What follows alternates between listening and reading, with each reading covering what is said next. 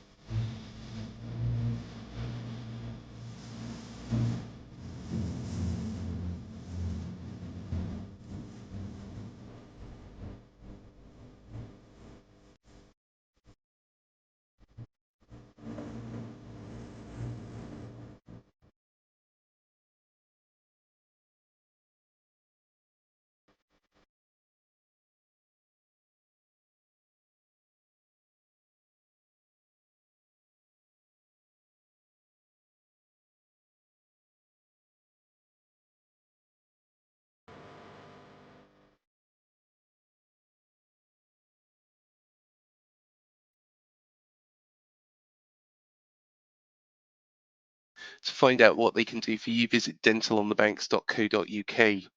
So, of course, we were beaten 2-0 by Crystal Palace yesterday. A disappointing result, in essence, in front of the new owners, of course, Bill Foley, Michael B. Jordan, Nullah Sarker was also present, as well as another couple of members of the team, which I was lucky enough to actually to meet and discuss things with. Of course, that might all have to wait for another day. And I'm sure things will come up very, very soon. But it will be a very, very interesting time. One thing that I was invited onto Talk TV today to discuss with Ray Houghton and Mark Saggers, the host of Talk TV's Premier League specials, was the takeover, but also, of course, Gary O'Neill and whether or not he's safe in the job. As everybody knows, I'm a big supporter of Gary's. I think he's done a fantastic job of stabilising the ship after that 9-0 defeat against Liverpool, which would have knocked the players' confidence. We've got a very young team, and the last thing they wanted to hear after that defeat was that they're not good enough, that we can expect a lot more, like Scott Parker did. So that's why I've always said that Gary O'Neill had to pick up the team from a ground zero level. And the best result after that, and I know that it was against Wolves, Wolves are in the relegation fight with us, was to get a nil-nil draw. And we did that, and Gary stabilised his ship. Following that, we got a win up at Nottingham Forest. No easy feat, and no easy feat from 2-0 down as well. So it was a positive, you know, appointment in my eyes. It still remains a positive appointment. Gary, who I have actually met, is very, very astute. He's very dedicated to the role, and he will study teams inside out. And personally, I think he's the best man moving forwards. Um, there has been a lot of criticism, of course, of the board as well, which personally I can understand from some sections of the fan base, but at the same time, what you've got to think is Neil Blake, Richard Hughes, Jeff Mostyn, and also before them, we've had Eddie Mitchell on this show, we've had Trevor Watkins on. Everybody who's come into this club has come in to do their very, very best. They don't always get it right, admittedly, but I think they've got a lot more right than they've got wrong. And considering the rise, yes, we had Eddie Howe. Eddie was fantastic. He was maybe a stroke of luck. Um, but a lot of credit has to go to Maxim as well because of how he invested in the team and supported Eddie. But the thing is I think that they've been very, very good at what they've done. And a lot of what they do behind the scenes doesn't get noticed. Let's just go on to this Palace game because I've got to be honest, and I'm always honest on this show. It was probably the worst performance under Gary O'Neill. Um, I think it eclipses that Southampton defeat, and I think it's highlighted more because, of course, the people who were present at that game as well. We were lackluster, a little bit shell shocked. To be honest, no player really had a particularly good game, but players will go through that. Teams will go through those sort of spells where they don't really perform to their maximum. And I think that, it's one of those that we have to take, but then learn from and bounce back. And, Manchester United are in good form. We know Eric Ten Hag is getting things right. He's got rid of Cristiano Ronaldo, who, of course, was a disruptive influence at Old Trafford. So I think that's going to be a very, very difficult game. But after that, of course, we have Brentford away, we've got Forest at home, and then Brighton away. Now, I'm sure that the owners will be looking at least 6 points from those three games in particular. If we can get 3 points from the Man United game, fantastic. It's a bonus. We've done things before against Manchester United, but at the same time, this is a completely different proposition. We are newly promoted again. Um, it's a bit of it's a free roll of the dice, as I say, and very much like the Chelsea game. And I know there was some criticism about how we played again in that game. It wasn't particularly great, but it was against Chelsea. I think we've got to appreciate and respect that those sort of things will happen in football. Looking through the team, I think Neto, once he comes back into the squad, he'll be fantastic. He's really been, solid between the sticks for us. And that's no discredit to Mark Travers because he was the one that helped the club get into the Premier League. And unfortunately, it's that 9-0 defeat. I think it has taken its toll on his confidence a little bit, but he'll get there, and I think he'll progress. My concerns really after that game is mainly around the defence. In particular, I think Lloyd Kelly doesn't look after his injury back to his best. Again, I think we should support the player, but at the same time, when Chris Metham is able to come back into the squad, I know he's had a bout of illness. I think, it would make sense to actually move Senesi across and then put Metham in there.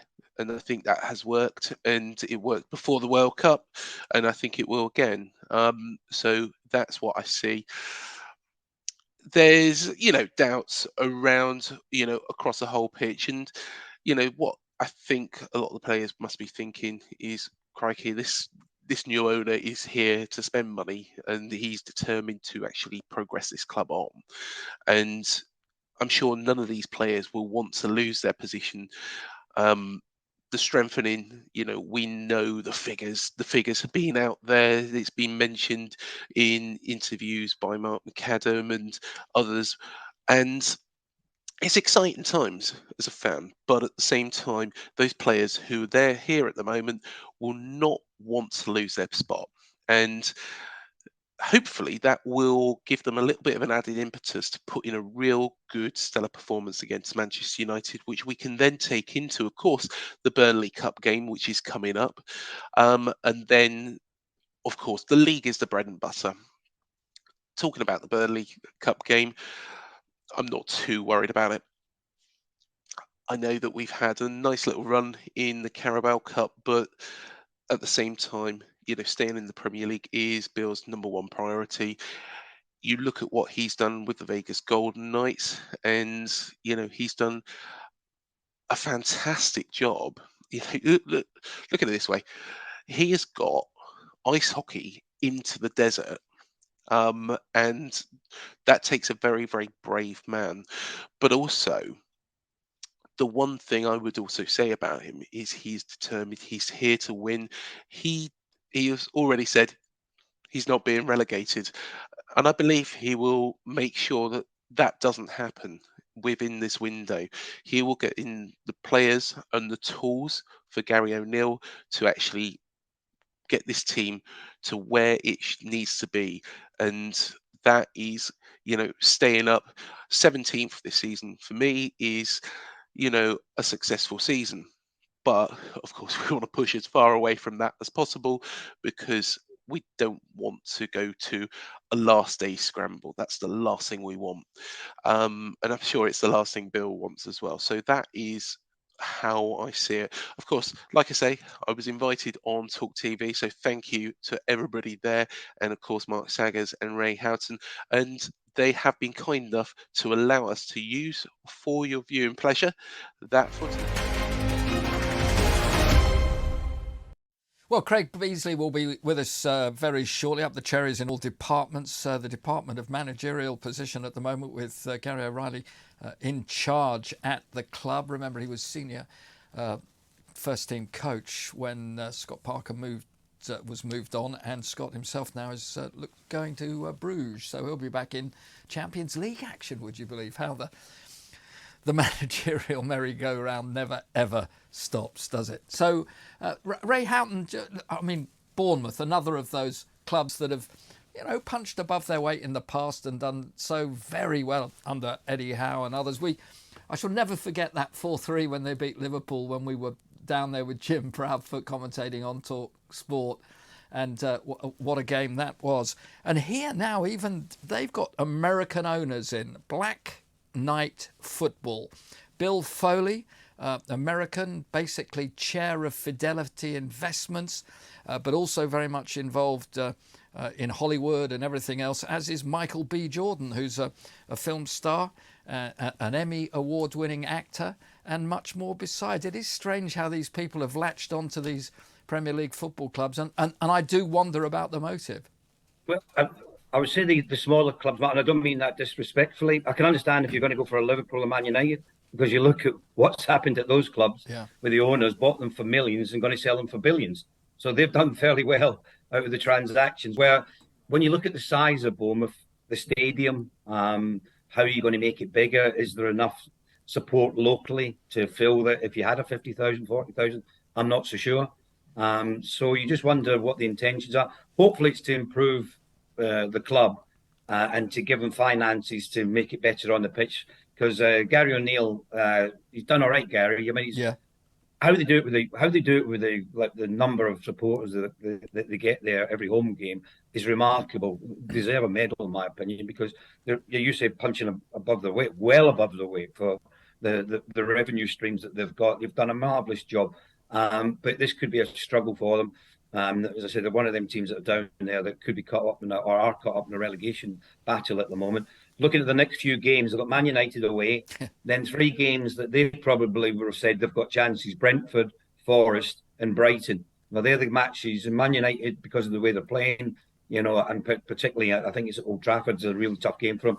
But the other 3 are good sides, but there still will be games that Gary and his team will be saying, we can pick up points, and we'll have to pick up points in those matches. Yes, I mean, and he'll be saying that. But, these new owners, I mean, they have an ice hockey franchise and they have an entertainment company. And, Bournemouth was obviously a club that was up for sale and what have you. They've only been in since mid-December.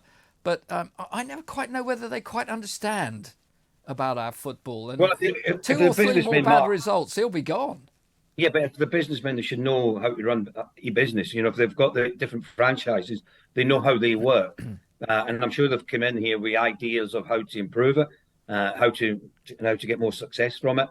And sometimes, managers will lose their job because of it. It could be results. It could be that they don't believe that he's the right man to take them forward as a football club. There's a variety of reasons behind it, but you're hoping all the time that their intentions are good. They're coming there because they want to back the club. They like what they've seen. Obviously, they've done a duty of care of the club and what they've got behind them with assets and one thing and another. So I'm sure they were looked into it. and he thought it was the right thing for them to do at this particular time. Time will tell. Time will tell the owners whether you're a good owner or not, whether you back the team and give them the finances that's required to move the club on. Yeah, we're hoping to. We're having a little problem at the moment getting hold of Craig. I'm hoping we're going to be able to for him to join us in just a moment or so. But with that in mind, just staying on the south coast as well, Nathan Jones, who'd had success twice at Luton, really. The man brought in at Southampton, who now are bottom of the table and in dire situation once more, and there again, fans already calling for heads. Yeah, you'll get that, Mark, because there's been no change result-wise. But they've been on a downward curve for a little while. This isn't something new. You know, I actually was asked at the start of the season who I think might go down. I mentioned Southampton just purely because I thought they wouldn't score enough goals. Borja, who was on loan from Chelsea, went back to Chelsea, and he was a big influence for him last year. Didn't not scoring all the goals, but he aided and assisted in goals for Southampton. Whereas I'm looking now, and I don't really see a great deal there. I can see a team that's going to give away chances. You know, they lost 2-1 to Fulham the other day. Came back from 1-0 down, got it 1-1, but then still couldn't hold out. You know, they lost their discipline inside the penalty area. These are the little mistakes that you make when you're not confident. You know, when you're just losing your way a little bit, things start to go against you. So, you know, Southampton are one of those clubs at the minute that are struggling, and the manager's always going to get negativity associated with it because he's now taking over. And fans want improvement. They don't want to see the same thing again. You're meant to come in with different ideas, different structure, maybe a different way of playing. But it's trying to turn the lads around, and you can't give them confidence. You can only work with them on a daily basis, and you're hoping that they're going to learn from what you're telling them to improve them and improve the results. Would you as well? And I hadn't really thought about this, but because we haven't had any Premier League football with this extraordinary 6 weeks basically without any action because of the World Cup, that you have to give clubs who are you're not blessed with the amount of superstars that some of the other Premier League clubs have got, a little more time again to get back into things. No, not at all. No, I wouldn't agree with that because I think we're in an unrivaled time where we only had a week from your last Premier League game to the first World Cup match, and then after the final, it was a week to your first game again. You know, so I think players can get back up and get off and running again. Personally, I think you've got to hit the ground running. I think players, particularly today, come back a lot fitter. You know, they're in much better shape than previously, where you could probably had after a World Cup 3 or 4 weeks off. You wouldn't have done a lot in the meantime between the last World Cup game and coming back for your first training session. Whereas the players now look sharp and they look fit. It's just the confidence level, which is the problem for players at the moment. Let's find out a little bit more for the Sunday Night Club then now here on TalkTV about the new ownership and what the club is about. And Craig Beazley is with us. Up the Cherries in All Departments is Craig's podcast. Craig, very good evening to you. Welcome to the Sunday Night Club. Just your thoughts going into a new year then as a Cherries fan. I think it's fantastic and it's really, really exciting times. I do actually get what you mean, Ray, because we are one of the smaller clubs the smallest club probably ever to play in the Premier League. The only one I could think of is Wimbledon, who are probably smaller. The thing that seems to be quite evident from the ownership of AFC Bournemouth now is that they are so invested. And if you look at what they've done with the Vegas Golden Knights, they took ice hockey to the desert and they built that team and made it stronger and stronger and made it compete at the very top level. It's exciting times for us because what they've done as well is they've brought along a lot of people. They were present for the Crystal Palace game yesterday. Also, earlier on against Leicester in the season, Bill Foley was there as well. So they seem very, very invested. And it's what dreams are made of. On my podcast, I've spoken to the likes of Trevor Watkins, who was, of course, involved in helping the club survive back in 1997, 98, from what would have been extinction if he hadn't done what he did, the club would have folded. You look throughout our history, of course, we had the Great Escape back in 2008 when Jeff Boston, of course, put money into the club. There was that famous clip with Gerald Krasner, which it was either a case of if you nod, you invest 100,000. If you shake your head, it's being liquidated. So just tell us though in the next minute or so, if you will, as to what they can do, and are things going to also mean that players will go and coaches or managers might go and they'll be looking to bring in bigger names and superstars? To be honest, I was quite lucky to meet a number of people, and it was quite interesting what they've all said to me. I've also spoken to Kieran Maguire and Mark McAdam, and one of the first things they're going to do is invest heavily in this January window. But they are going to keep the backroom staff. So the likes of Steve Fletcher, who is an absolute legend, I think there'd be uproar if he was to be pushed out the door. But also Neil Blake and Richard Hughes. Those two have come under a lot of scrutiny because of the appointment of Gary O'Neill. But when you look at what they've done for this football club, it's absolutely fantastic. It is, but these are new owners. And in a word, is Gary O'Neill safe in the job? I'm a real big supporter of Gary. I've met him myself, and is he safe in the job? Probably not.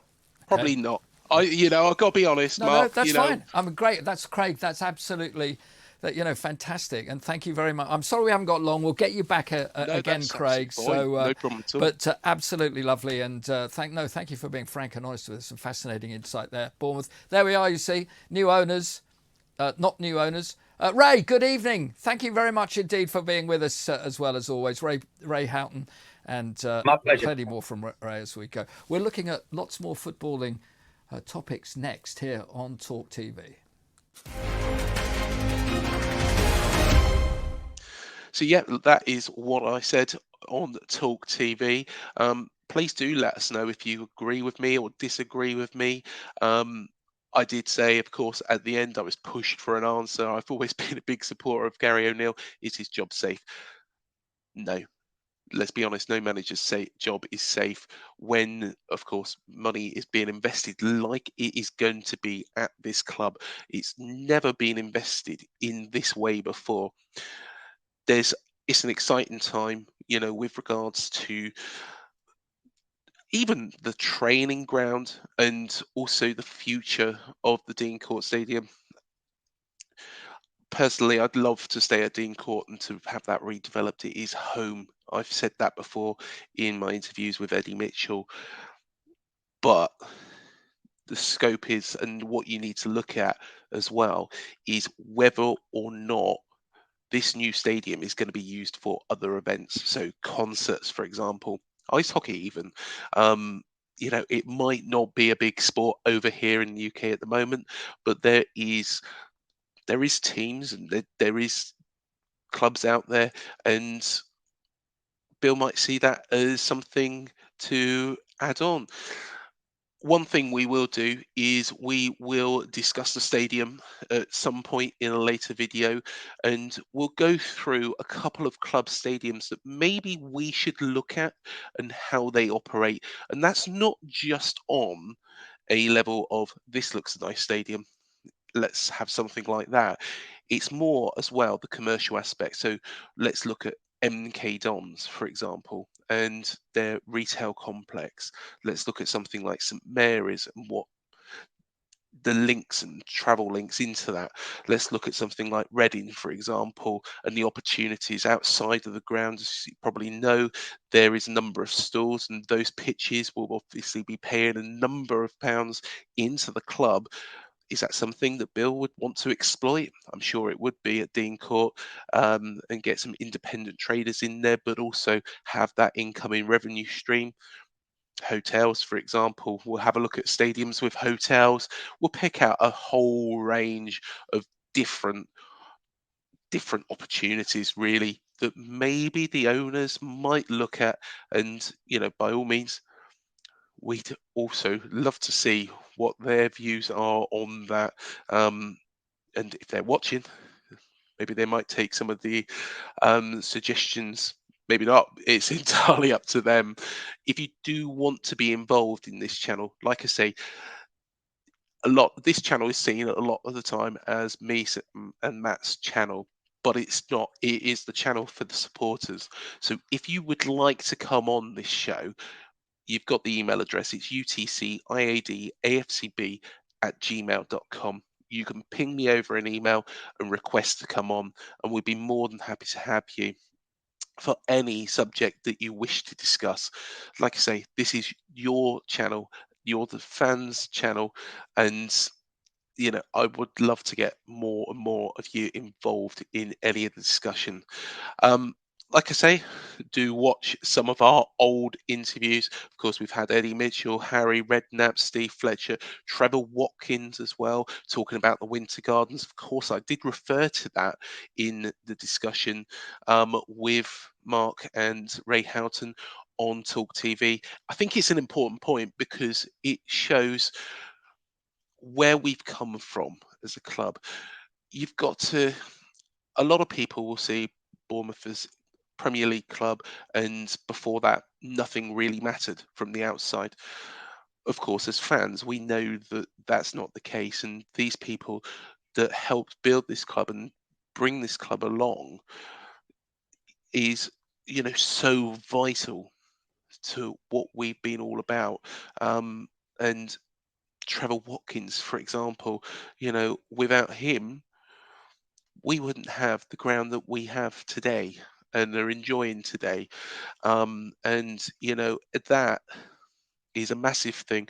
You look at the old Dean Court, and I'm sure the youngest supporters can't really remember that, but the old Dean Court, and you compare that against teams that have got a similar sort of stadium to that now, a lot of those are in the lower reaches, if not dropped out of the league. But of course, a big stadium doesn't always bring that success.